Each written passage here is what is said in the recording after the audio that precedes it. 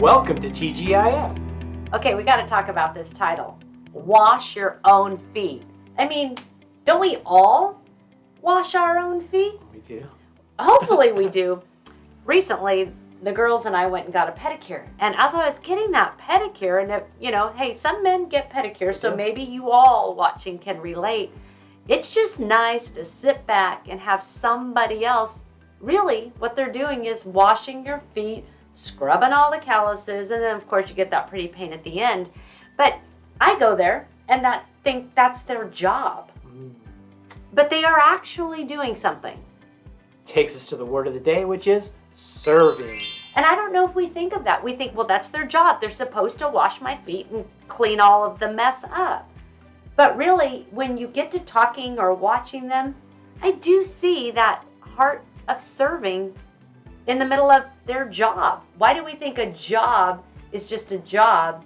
We can have that spirit of serving in everything we do. And everything we say. That is really good. And it's a good reminder because we are in Holy Week, and we have a lot of times when Jesus talks to them about serving and understanding serving. So today our scripture is looking at Luke 22, verses 25 through 27. Jesus told them, "In this world, the kings and great men lord it over their people, yet they are called friends of the people. But among you it will be different. Those who are the greatest among you should take the lowest rank, and the leader should be like a servant. Who is more important, the one who sits at the table or the one who serves? The one who sits at the table, of course, but not here, for I am among you as one who serves." Really good reminders, because even though we see the kings of the world and the lords as it's talked here, a lot of those great men, they hold their statue very important, but they like to think of themselves as people, friends of the people.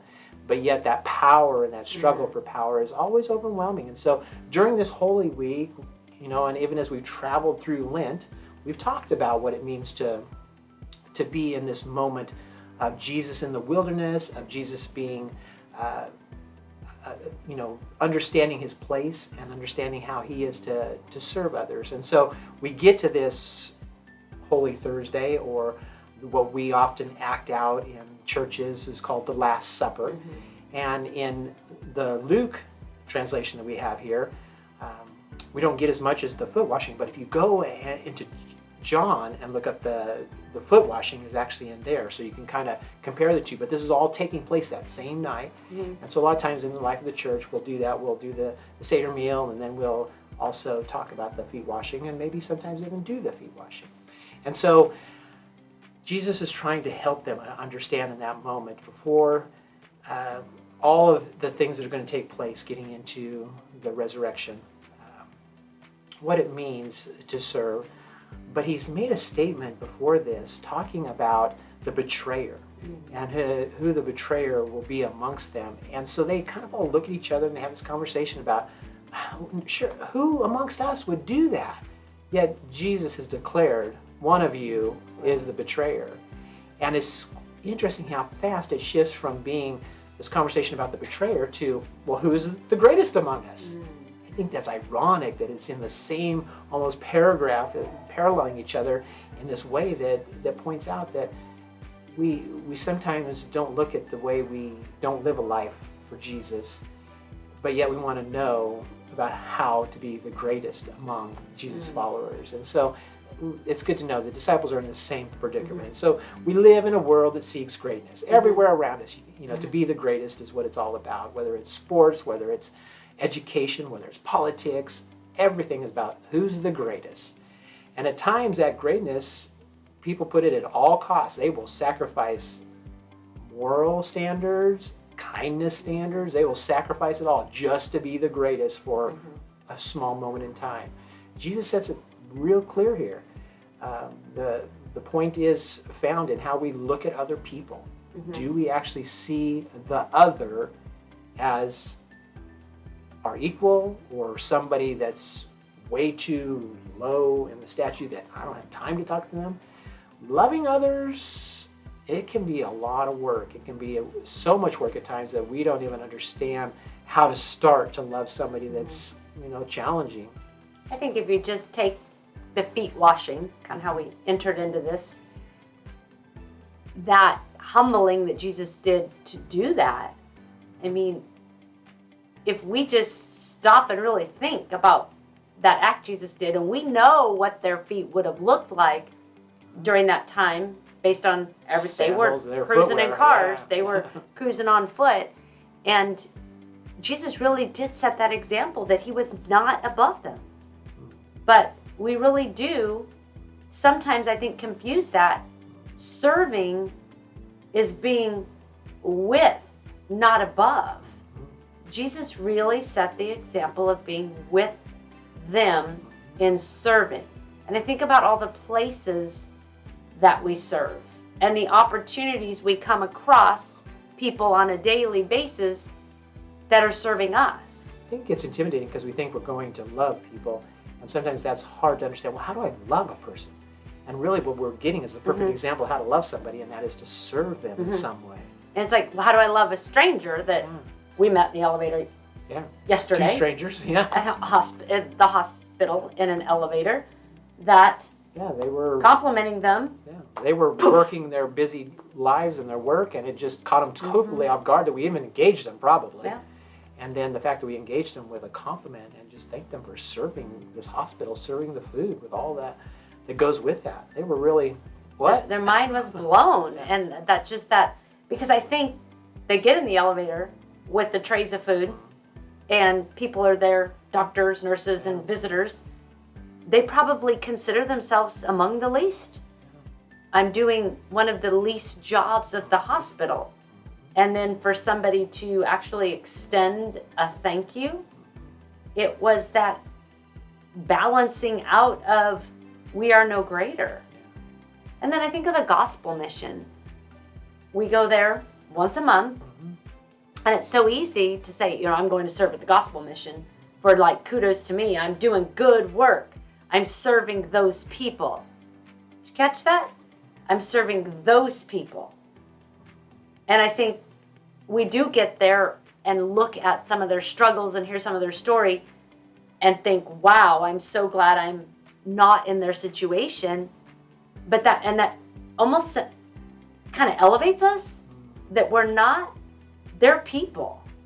I mean, we go there to serve them, but to be with them, not as, yes, we're abundantly blessed in so many ways, but how do we keep that humbling feet washing in the middle of it and not, I go serve because, that's the right thing to do, that's the good thing to do, that's the Christian kind thing to do. It's really that balancing. It is. I think in sometimes just asking them their name, because once you've asked them their name, they're like, you saw me. Because that's some of the realities. A lot of times people don't think that they're seen anymore. And I think even when you talk about mental illness and even when it gets into youth and younger people, they don't think they're seen anymore. And just acknowledging them by name acknowledges that they exist and they're a person. And so figuring out, how do I enter into their name, first of all, and then how do I come along and just serve? And that whole concept of serving is really simple. And Jesus really set that example as that's how you love. To say I love everyone, I mean, how can you really love everyone? You don't know everyone. But when you come alongside and you ask them their name, you help them where they are. You don't elevate yourself above. And that serving, that is extending love, because a lot of times in certain situations, they're looking at the ladies in the elevator. Why would those two people thank us for delivering food? We do this every day. Nobody really ever says thank you. Why would they thank? That's extending love through thanking somebody for their service. And it didn't become a commandment, go and wash the people's feet. It's go and love others, right? And so the reality is, thank goodness we don't have to wash everybody's feet. Right. That's a huge job. Right, absolutely. But he says to go and love. Yeah, and that serving. Yeah. You love through serving. And often when we are going through our own struggles in life, and I know many watching, we have our own struggles and things we're dealing with. We're always told, get out of yourself and into others. And sometimes that'll just kind of help balance some things out in the way that you're processing, because that's giving you the ability to love others, not to elevate yourself. I'm going to go help somebody because I'm better off than them and it'll remind me how blessed I am. That's not the reason we go to the gospel mission. We go to Guatemala. It can't be. It's being amongst them in a serving role, which extends love. Know their names. Mm-hmm. So go wash their feet. No, just kidding. You don't have to go wash their feet. Wow. So, question? Yes. What keeps you, or us, right, from serving others? Is it that I'm too old? I'm too young? Too busy? Too busy? What do I have to offer? I don't have time. I have my own issues. I think all those things kind of play a role. How can you get out this week and serve someone knowing that that's loving them? Yes. There's the key. And come amongst them, not above them, to serve because I have more than you. But when you get in that opportunity to serve in the places that you go, how do you become one with? And that's what Jesus did. And that's our goal each and every day. So make it a great Holy Week, and we'll see you next time on TGIF. Bye.